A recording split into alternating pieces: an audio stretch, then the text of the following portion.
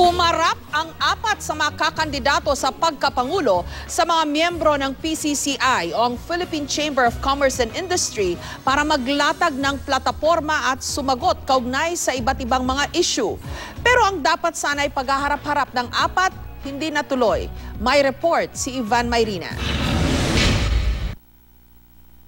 Sabay-sabay dapat haharap sina Senador Miriam Santiago ng People's Reform Party, LP Standard Bearer Mara Rojas at una presidential candidate Judgemar Binay para sagutin ang mga tanong ng mga miyembro ng Philippine Chamber of Commerce and Industry o PCCI. Pero sa huling sandali, iniba ang format ng forum. We were looking forward to having all the participants here at the same time, which was the agreed upon format, but all the participants on the request of Vice President Binay, a request which all the participants agreed to, we will be having the candidates come on stage one by one. Ayon sa organizer, siniling daw ito ni Binay upang mabigyan umano ng sapat na oras ang bawat isa. Unang sumalang si Santiago.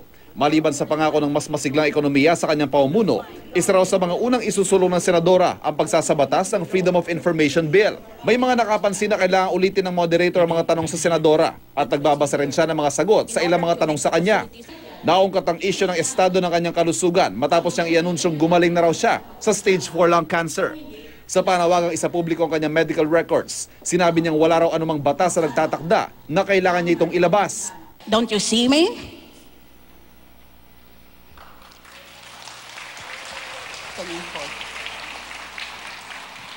Can't you see me?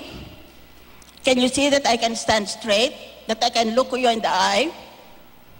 What else do you want from me? Tinanong din si Santiago sa pakikipagtambalan kay Senador Bongbong Marcos sa kabila ng kakabit na isyu ng katiwalian at pang-aabuso ng martial law sa pangalan nito. He will have to defend himself if he deserves to be vice president. I didn't team up with him to defend him. I have not seen prima facie evidence that Bongbong Marcos killed someone or raped someone or burned a house, or in other words, violated any of the provisions of the penal code.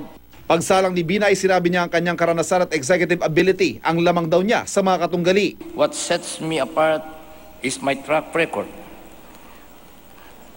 I've been a competent administrator and manager. I get things done and I can walk the talk.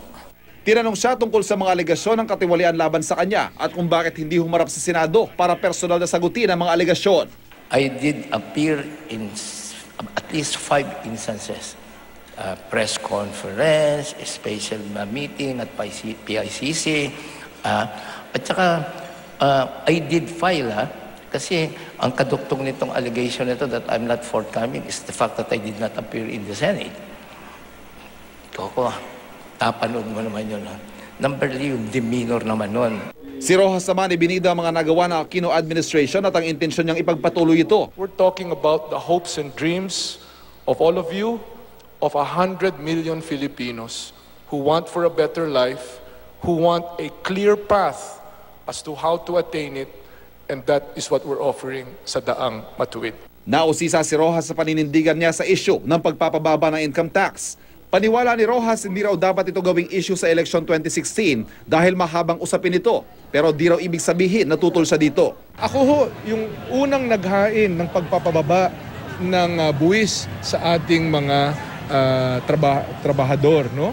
Ito yung nung ako'y naging senador 2004 at yan naging batas. Kaya naipababa ang singil na buwis, na itaas ang mga exemptions at lumaki ang take-home pay ng ating mga manggagawa, ng ating mga salaried workers. Noong una nagpasabi si Senadora Grace po na hindi makakarating sa forum pero bandang tanghali, humabol ito.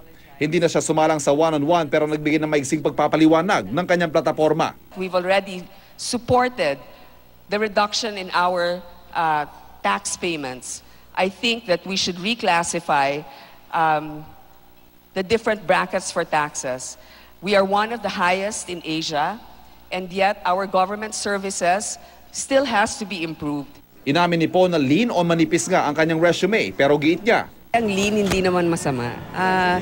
Totoo, ako may pinakamaikling panahon sa gobyerno, pero sabi ko nga ang mga excess baggage ang mas mahirap eh.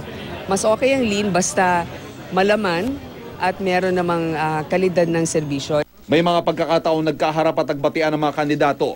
Hindi man nagkasabay sa entablado, nagkita naman sa holding room sina Rojas at Santiago.